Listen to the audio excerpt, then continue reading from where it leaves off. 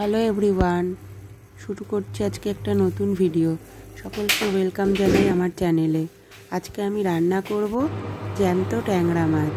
প্রথমে মাছগুলোকে হালকা উষ্ণ গরম জল দিয়ে একটু ধুয়ে নিয়েছি। ধুয়ে নেওয়ার পর ডিম ভরা মাছগুলোকে নুন হলুদ দিয়ে মাখিয়ে নিয়েছি। এটা রান্না হবে শিম আর ফুলকপি দিয়ে।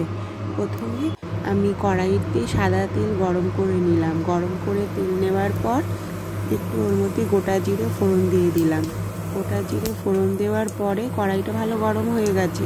এবার হচ্ছে আমি নুন হলুদ মাখানো মাছগুলোকে ছেড়ে দেবো।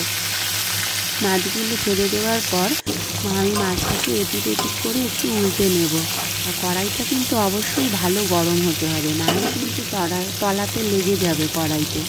এবার এতে আমি দিয়ে দেবো ফুলকপি আর শিমগুলো। দিয়ে দেওয়ার পর একটু নাড়াচাড়া করে এতে আমি পরিমাণ মতো নুন দেব, পরিমাণ মতো হলুদ দেব আর পরিমাণ মতো লঙ্কা বাটা দেব। তার আগে আমি দিয়ে দেব একটু জিরে গুঁড়ো আর একটু ধনে গুঁড়ো। 1 চামচ লঙ্কা বাটা দেওয়া হয়েছে, কারণ এবারে লঙ্কাগুলো প্রচুর ঝাল, এত ঝাল যে খেতে পারা যায় না, তাই 1 চামচ লঙ্কা বাটা দেওয়া হয়েছে।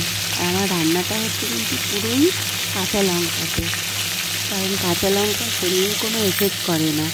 আর শুকনো লঙ্কা খেলেই পেট ব্যথা হয়, পেট জ্বালা করে, এই জন্য আমরা শুধুমাত্র কাঁচা লঙ্কাই খাই। কাঁচা লঙ্কা দিয়েই রান্নাটা হবে। এবারে মাছটাকে তেলের মধ্যে ভালো করে কষিয়ে নেব এপিট ওপিট করে। দেখবে আস্তে করতে হবে যাতে কোনো ভেঙে না যায়, বেশি নাড়ালেই কিন্তু ভেঙে যাবে। তাই আস্তে আস্তে এপিট ওপিট করে নিতে লাগবে সুন্দর করে। এবার এতে দিয়ে দেব জল, আন্দাজ মতো জল, যে যেমন ঝোল রাখবে তেমন জল দেবে। তারপরে ঢাকা চাপা দিয়ে দেব।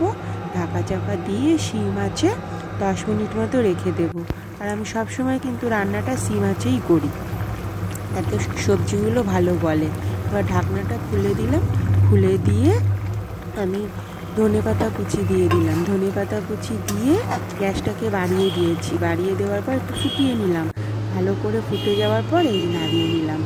1 বাটি জ্যান্ত ডিম ভরা ট্যাংরা মাছের ঝোল শিম ফুলকপি দিয়ে। Yummy yummy tasty tasty.